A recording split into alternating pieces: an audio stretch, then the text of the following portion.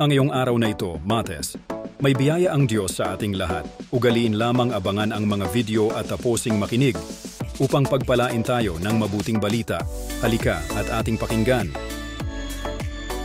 Sa Ebanghelyo ni San Mateo chapter 18, verse 1 to 5, verse 10, and verse 12 to 14, matatagpuan ang mga sumusunod na aral at mga puntos. Una, pagsusulong ng kababaang loob, promoting humility. Sa mga talatang ito, ipinakikita ni Jesus ang kahalagahan ng pagiging tulad ng mga bata sa pagdating sa pananampalataya. Ang pagiging mapagkumbaba at bukas sa pagtanggap ng kautusan ng Diyos ay mahalaga para sa mga sumusunod sa Kanya. Pangalawa, pag-iingat sa maliliit, beware of little ones. Ipinaalala ni Jesus ang kahalagahan ng pangangalaga at pag-aalaga sa mga maliliit at marurupok sa pananampalataya.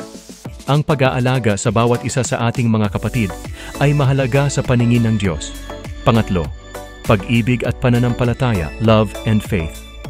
Ang mga talata ay nagtuturo rin sa kahalagahan ng pag-ibig, pagpapatawad at pananampalataya sa Diyos.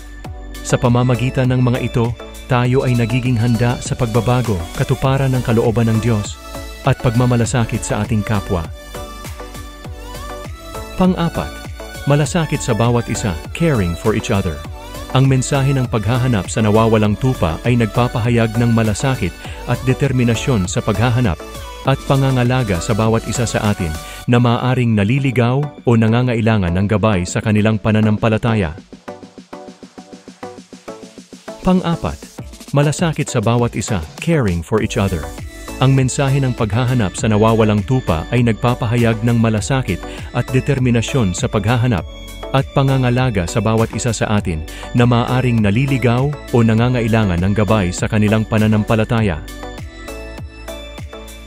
Sa pagtatapos, sa kabuuan, ang San Mateo, ang Ebanghelyo sa araw na ito, ay naglalaman ng mga aral at puntos hinggil sa kababaang loob, pag-aalaga sa maliliit, pag-ibig at pananampalataya, at malasakit sa bawat isa.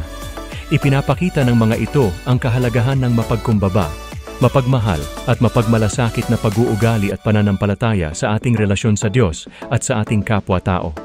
Purihin ang Diyos. Amen. Anumang panahon, anuman ang sitwasyon, pananampalataya sa Diyos ang sagot. Subscribe to Bro Chris channel at Reels Bro Chris Montadbraya Jr. now para sa pangaral at payo mula sa Panginoon.